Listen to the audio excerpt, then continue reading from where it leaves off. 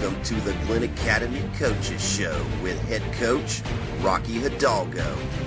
Brought to you by Coastal Appliances, Island Automotive, Somerset Mortgage, The Emerald Princess, Bruce Kennedy Tire, Apple Care and Media Care, Misty's Element Massage, Jenkins Nissan, and by Loco's Grill and Pub. Now here's the voice of the Glynn Academy Red Terrors, Kevin Price.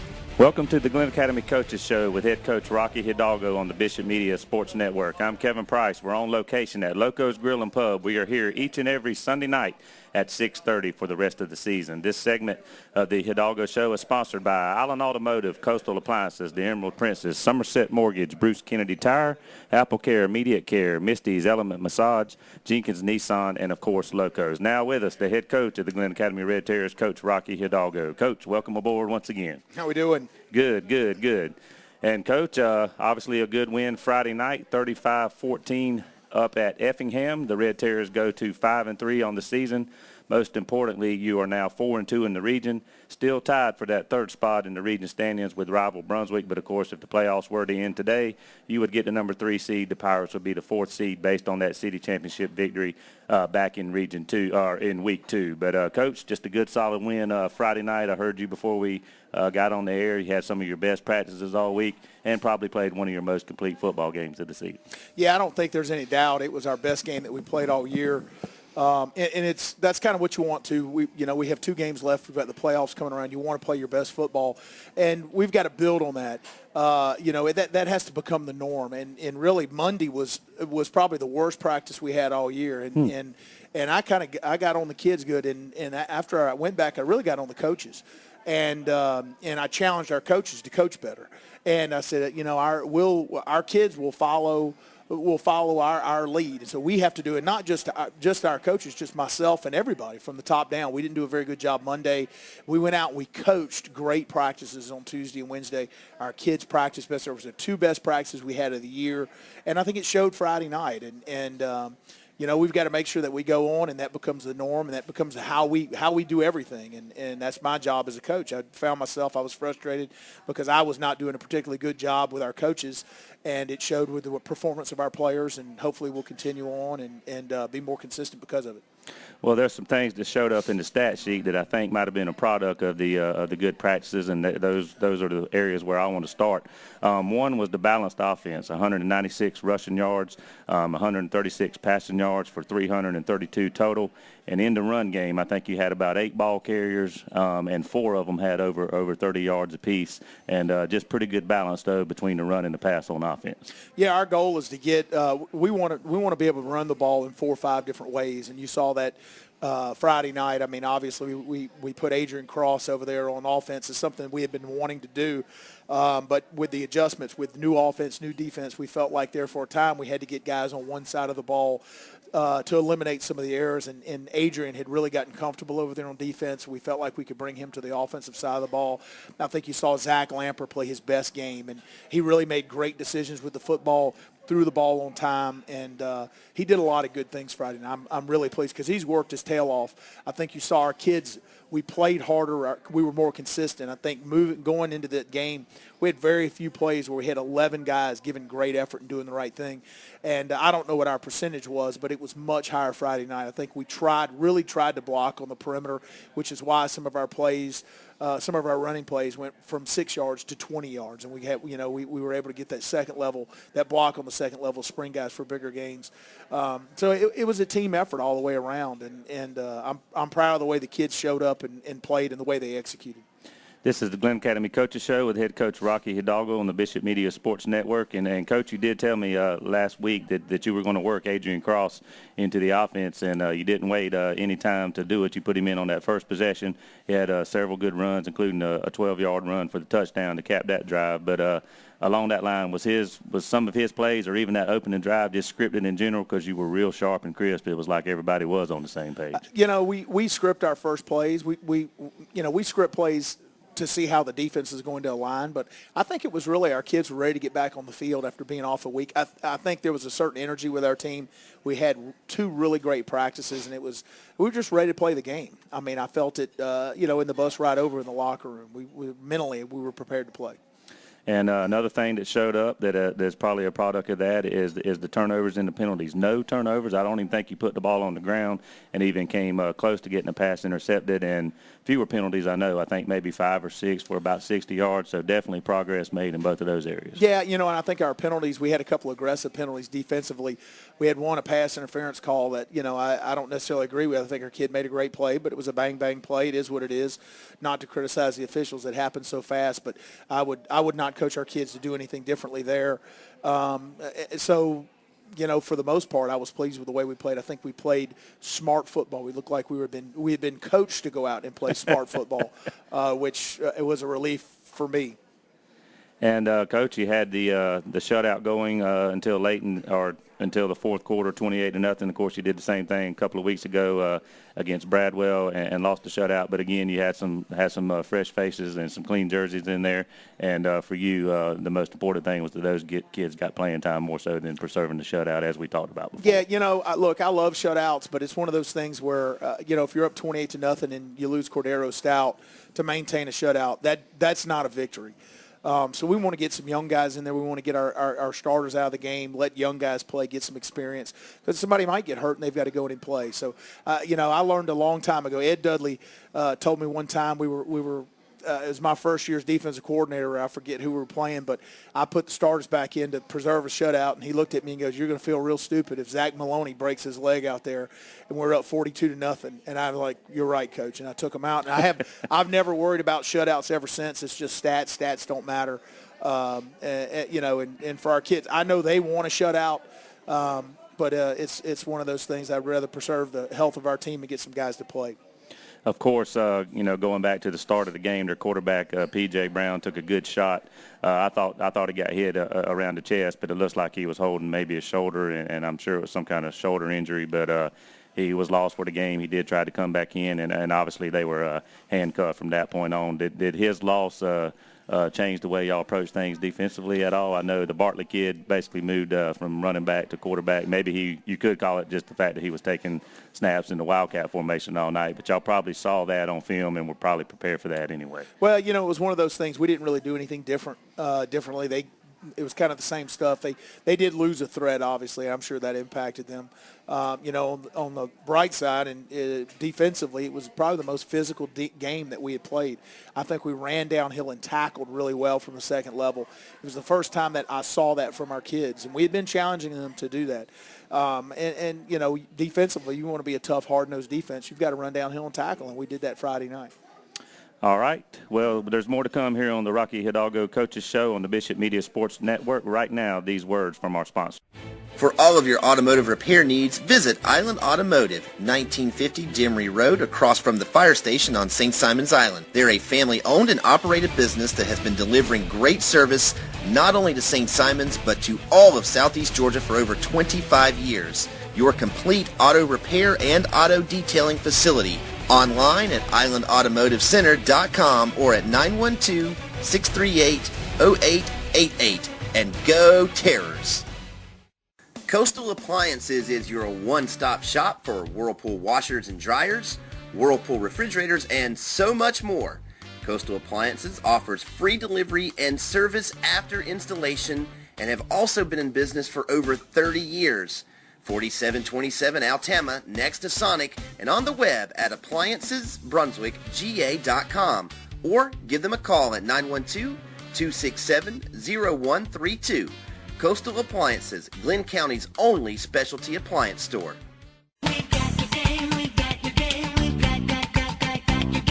Hop aboard for Texas Hold'em tournaments, roulette, poker, lots of slot action, food, music, and more. Labor Day weekend, Sunday, August 31st, 7 p.m. Cruises depart from Brunswick, Georgia. Call 800-842-0115 or visit EmeraldPrincessCasino.com. Must be 18 years of age and present a government-issued photo ID to board.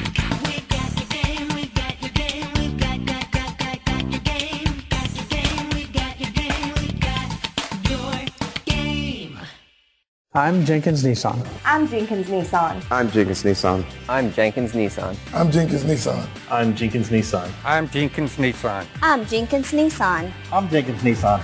I'm Jenkins Nissan. I'm Jenkins Nissan. I am Jenkins Nissan. I'm Donnie Jenkins. We're all Jenkins Nissan, and together we want to show you just how easy buying and servicing your car should be. So please, stop by and experience the Jenkins Nissan difference. Look for the red and white Nissan tent at the corner of Chapel Crossing Road and the Spur, or visit us online at jenkinsnissanofbrunswick.com.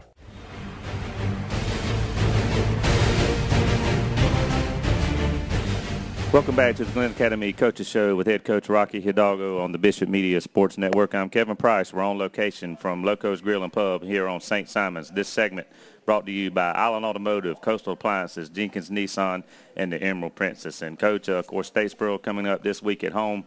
We'll talk about the Blue Devils here in a moment, but just a couple more things on the game the other night at Effingham. Again, the Red Terrors were 35-14 winners up in Springfield, and we talk about Adrian Cross a lot on this show, but he was our player of the game as far as doing our radio broadcast. Had the touchdown early in the game, also intercepted a pass defensively, and just made some really impressive hits overall coming up from the defensive secondary. But just going back to getting him involved in the offense, are you a coach that definitely believes in putting your best guys like an Adrian Cross, like a DJ Dallas, into the game as much as possible, playing two ways and playing on special teams, or do you like to have depth to keep those guys from having to do those kinds of things? You know, I believe that in a season, players only have so many hits in them, you know, and if you burn those up in practice, or a lot, people have asked me because we don't tackle everybody to the ground in practice, all that.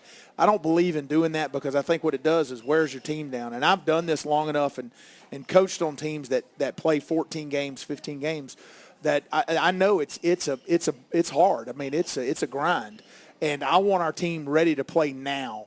How good you are week 1 doesn't really matter. How good you are week 10, 11, 12, 13, 14, 15, that's what's really important. So for guys like Adrian, you have to – I want our best players to play both sides of the ball. A guy like Adrian in the playoffs needs to play 80, 90 snaps a game, and that goes for quite a few of our kids. So we want to be able to incorporate them on the offensively and defensively. DJ Dallas is another one. But you also have to see what a kid can handle. It's hard for a sophomore to go and play both sides of the ball every down. Just from mentally, the maturity standpoint, just the football IQ for most kids really isn't there.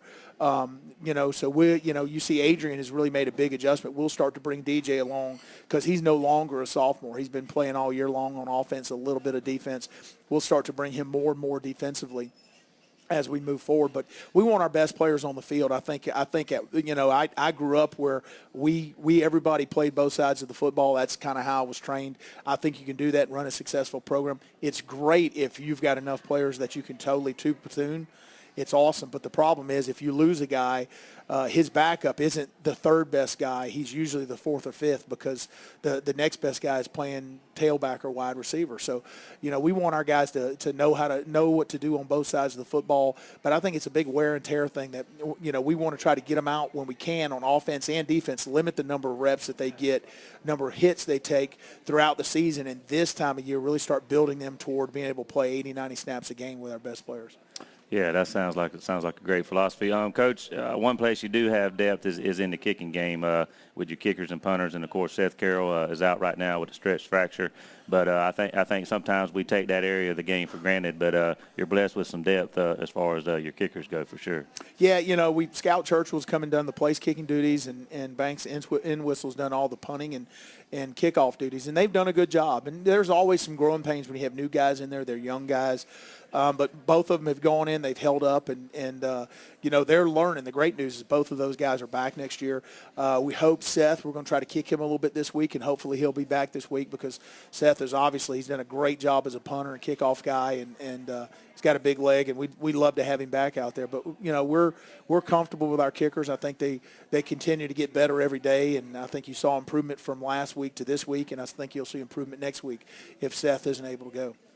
You're listening to the Rocky Hidalgo Coaches Show on the Bishop Media Sports Network. And, Coach, let's now turn our attention to this week's game at Glynn County Stadium. Again, a 7:30 kick between the Bricks and the Statesboro Blue Devils come to town. And here we are after 8 games with them, and they're just 2-6. And that sounds really weird, 2-4 in the region. But Statesboro lost a lot of seniors last year, and basically they got a lot of young kids playing, and they're in basically a rebuilding mode as a program. Yeah, and obviously Coach Pennington's been around a long time. He's had some great teams. I think his team, if you watch them, they're still searching for their identity. And what's scary is I've recently, the most recent games, you really see them start to come off the ball well on the offensive line. Their offensive line is very good.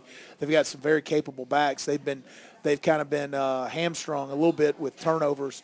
That's kind of killed them. But they're a really talented 2-6 team. And they took the ball Friday night against Ware, even though they lost. The scoreboard showed that, a lot of it was turnovers. Turnovers killed them. But really the other side, they really moved the football. They've got a physical offensive line, a tough running game. So we're going to have to play really great up front on the offensive line, on the defensive line this week, because they come off the ball and they'll block you. And I guess one thing they are doing is still running the wishbone. That's where they made their living in the recent past. I would assume that is still their primary way of moving the football on offense. Yeah, they've been in more wishbone last week against Ware, and it was, they really moved the football. But they've kind of been a little all over the place offensive. They've been a little pro-I. They've been a little 4-wide. At the end of the game, they were in a lot of Wildcat formations. So really going into Friday night, we really don't know what they're going to be in. They could kind of go a variety of 4 or 5 ways. We've seen them run a little veer option. So it'll be interesting to see.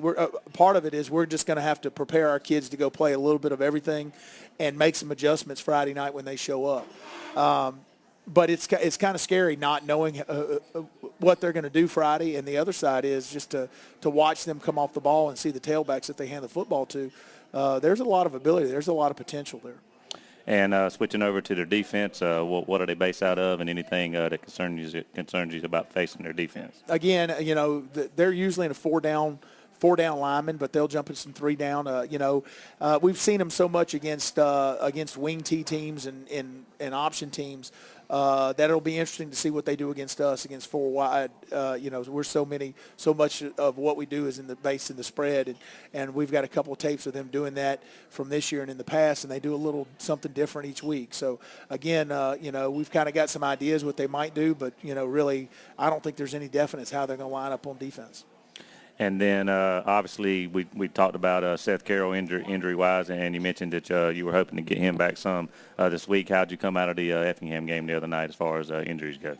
Yeah, we're in pretty good shape. We've got some, dings and dongs here. I think Jack Terry bruised his bicep, and we've got Troy Rogers kind of tweaked his ankle a little bit. But for the most part, I think we're going to get I think everybody will be ready to go this Friday, and I think we might get Big Handy back at defensive tackle, one of our defensive tackles. Hopefully we'll get him back. I think he's going to be cleared to go on Monday or Tuesday. And Coach Parker over here wanted me to mention that it is going to be senior night, the final game for the seniors, at least regular season-wise, at Glynn County Stadium coming up this Friday night. And that's always a big deal to send the seniors out with a win on their final regular season game, at least between the Bricks. Yeah, it's a special night for the players and the parents. It really is. And they get an opportunity to come out and be recognized individually. And it's one of those things as a coach, a lot of guys get frustrated with it because they feel it's a distraction. But, it's good to go back and shake those guys' hand and tell them thanks for everything they've done and wish them well and let them know they'll always be welcome back here at Glynn Academy, and they'll be a terror for the next 40 years. All right. Well, we'll be right back here with the Glynn Academy Coaches Show with head coach Rocky Hidalgo on the Bishop Media Sports Network. Relax. Misty's Element Massage specializes in helping you do just that. Located at 138 Village Market on St. Simon's Island, Misty's Element Massage offers deep tissue massages, therapeutic massages, scrubs, creams, body wraps, and much more. The perfect gift for that special someone, not to mention sports massages for that aching muscle. Schedule your appointment today at 912-224-0198 or on the web at mistyselement.com. Bruce Kennedy Tire is your hometown destination for tires. Michelin, Goodyear, and all the brands you trust. But don't let the name fool you. Bruce Kennedy Tire, located at 2928 Norwood Street, does more than just tires. Brakes, alignments, repair work, and more than I can mention. Bruce Kennedy is locally owned and operated, so you get the best service in Glynn County. So give Bruce a call at 912-264-6578. Bruce Kennedy Tire, a name you can trust. Get affordable health care when you need it. At Apple Care Immediate Care, our team of compassionate healthcare providers is dedicated to treating each patient with the highest standard in healthcare. Located at 1111 Glencoe Parkway, Apple Care is open Monday through Friday, 7:30 a.m. to 7:30 p.m., Saturday, 8:30 a.m. to 5 p.m., and Sunday, 10 a.m. to 4 p.m. Apple Care welcomes all walk-ins from pediatric to adult ages and accepts most insurance plans. Visit us at applecaredoctors.com and like us on Facebook. Hello, Glenn Academy Red Terror fans. It's an exciting time of the year when football season starts. It's also an exciting time of the year if you are buying a home and need a great mortgage team on your side. The smart folks at Somerset Mortgage will help you lock in the best rates and closing costs, but more importantly, they have the patience and expertise you need to get you to the closing table. Call Somerset to find out more. 638-2020, conveniently located next to Outback on St. Simons. Somerset, 638-2020. It's time to get together with friends and family to enjoy great games, great food, and a great atmosphere at Loco's on St. Simon's Island. Loco's has something for everyone with their classic sandwiches, fresh salads, and specialty burgers. And Loco's award-winning wings, from traditional boneless or slow roasted, means it's time to get your wings on. With football season starting, don't forget to catch the game at Loco's too. Be sure to like Loco's on Facebook to keep up with the latest. Have your friends meet you at the Moose.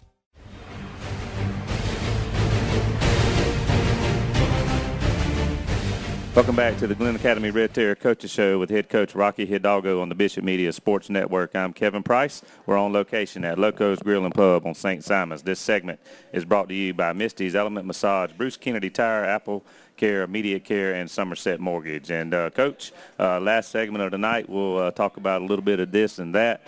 Let's talk about your young team, your JV team. I know you don't have a freshman team this year, and that's something you kind of want to get started. But how's the JV looking? They got to be getting close to wrapping up, or are they wrapped up? Yeah, we wrapped up. We played a ninth grade game, mostly ninth graders, versus MCA on Thursday. We feel like we have a good group of kids. I think, we hope to pull some more numbers from the hallways this offseason, and really for next year's. I think we had about 25 kids. We want to get our classes up to 30, 35. That's really, we've got to do a better job recruiting kids as they come up here from the 8th grade, get kids out, because there are kids in the 9th grade here that could have helped us, and we've got to get them out here. But I feel like it's a good group of kids. We had a lot of kids with our JV and 9th grade kids. We've got a lot of them who play up with us right now. I mean, Hunter Hall, Preston Evans, DJ, obviously, Poppy Thomas, Marcus Maxwell plays a bunch right now for us. Jeremiah Anderson. So a lot of those guys were limited, could not play on JV, or they played 2 quarters. But there's a lot of young kids that have played a ton of football. That's something I'm not really used to. We've played very few sophomores and freshmen. I think in my 18 years at Walton, we played 1 freshman on Friday nights, and we played just a handful of sophomores. You just don't play a lot of them up. But, we've been fortunate here that the ones we played up have really come out and performed very well. And from my perspective, I think we've got good talent in our younger levels, and I think our sophomores and freshmen, when one day they're juniors and seniors, we've got a chance to have some really good football teams there.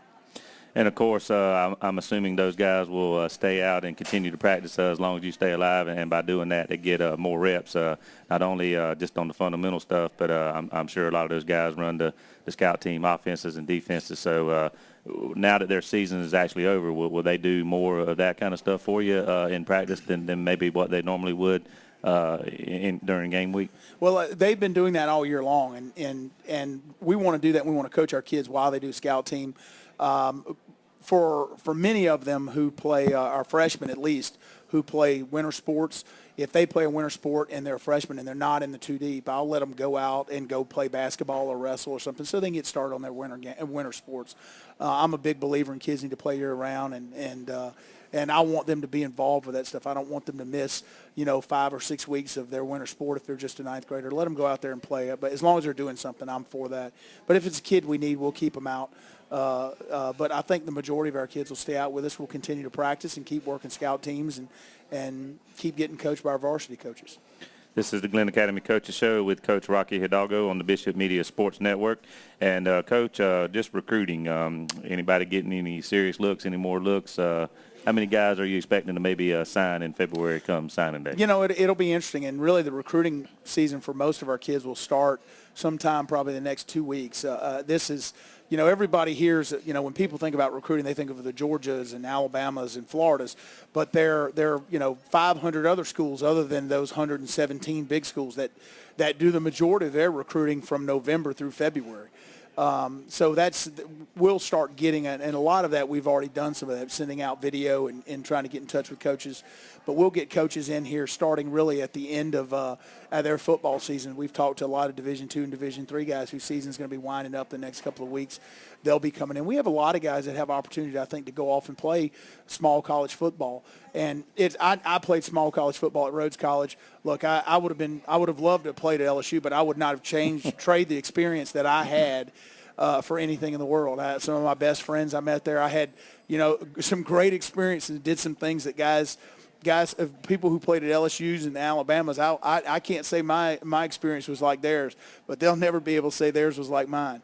And I value what I was able to do there and accomplish what I learned there. And some of our kids will have that same opportunity. A lot obviously depends academically. We're really working with some of our kids. One of the big issues that we have with a lot of our kids is getting them to be qualifiers and really stressing the importance of academics. And so we've got a lot of our kids right now who are going to be seniors. We're pushing them that, C's don't help you. We've got to get B's.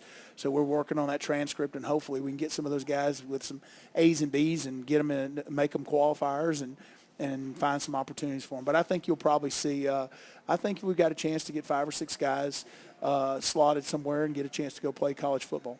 Well, good. And you mentioned LSU, a big win for your Bayou Bengals last night against Ole Miss. Yeah, on behalf of the Tiger Nation, I would personally like to thank Bo Wallace for possibly the dumbest football play I've ever seen. And I say as a coach that it was as a coach, I stood up and screamed, "What are you doing?" And as an LSU fan, I was applauding the whole time.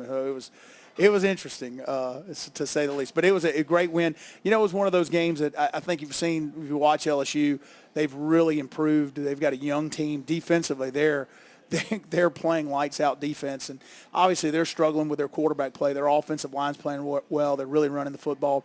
Their quarterback will decide what they can do the rest of the year. But, if they get some quarterback play a year from now, they've got a chance to be spectacular because defensively they're close to being those great Tiger defenses they've had a few years ago.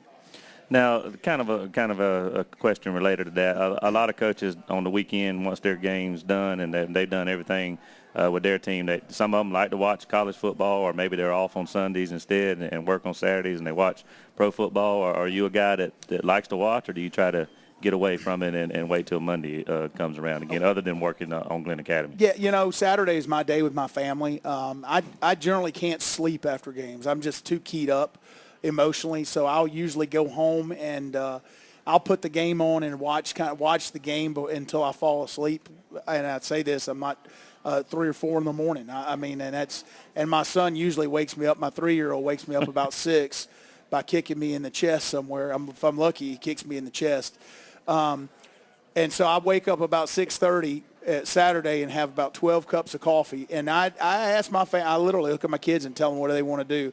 I schedule my day around LSU. If LSU plays at 3:30, we try to do that. But, we go out to breakfast. We're a normal family on Saturdays. I give them the option of what they want to do. And if they want to go to Jekyll Island and ride bikes, we go to Jekyll Island and ride bikes. If they want to go down to the village and have breakfast, really, it's up to them. And so we'll kind of do normal family stuff, and I put them to bed about, 8:30, 9 o'clock, and that's usually when I'll kind of pick the video up and start watching our opponents. and then until I'm tired, and we get up Sunday morning and drop my son off at Sunday school, and I go in the office about 9 o'clock and until I come here with you. And that's kind of the life of football coaches. It's some guys do it on Saturdays, some guys do it on Sundays. You know, my kids, they play sports. Generally, that stuff's done on Saturdays. Most of our coaches have children, so we give them Saturdays off to go spend time with their family. I think that's important. All right, Coach, and, of course, speaking of college football, Bulldog Nation comes this way next weekend to invade the Golden Isles and then go on down to Jacksonville for Saturday's game against Florida.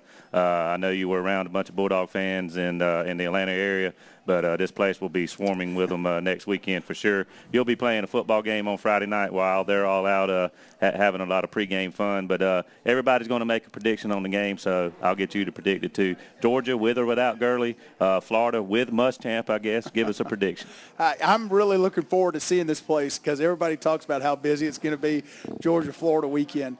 So I'm excited to kind of experience it down here. I've got some of my former players from Walton that are coming down for the weekend and stuff, so I'll get a chance to catch up with them. Some of them are coming to the game, so that'll be exciting. I like Georgia. I think Mark Richt is I think he's a great coach. I know I like Mike Bobo as well. I know there's some Georgia fans out there that are bemoaning Mike Bobo. I think Mike Bobo, if you look around, Georgia's they've had a quarterback as long as Georgia's been Georgia since Mike Bobo's been there. I think he's a great coach. He does a great job. I think if I had to pick one guy that my son played college football for, it would be Mark Richt. I think he's a good man. I think he does right by his coaches. I've had some kids that play for him, and he's been good to every one of them. And all that being said, I think Will Muschamp's a really good football coach, but they're struggling there with their quarterback play. I think Jeremy Pruitt's done great work with the Georgia defense, and I will go with the Dogs on Saturday with Todd Gurley or without Todd Gurley. But if he shows up, if he's running around out there, it's a big asterisk behind the Dogs, behind the G and the S. Okay, so if Gurley plays, big win for the Dogs. If he doesn't, maybe a little bit closer, but the Dogs still win. Yeah, I think they win. I do think they win handily. I think Florida's going to come and play hard. They're struggling on offense right now. And what happens is that, Florida's tough on defense, but when you struggle on offense, eventually it wears on your defense. And the realization that they just can't, they're not going to score enough to win sets in, and then the other team just kind of separates from them. I've seen it happen hundreds of times at the high school, college, and the NFL level, and I think that'll probably what's going to happen to Florida down there. They just can't get the quarterback play, and I just don't think they have I just don't think they have the skill players offensively. The DeBoe's kid's a pretty good player, but they just don't have a difference maker at running back, wide receiver, and if you don't have those guys, it's tough in the SEC when you're playing people that do. Well, I know you believe in that answer, but even if you didn't, it was still a good answer for the folks in this part of the world. All right, well, Coach, thanks for being here with us once again. Go coach up the Red Terrors and go get another one Friday night.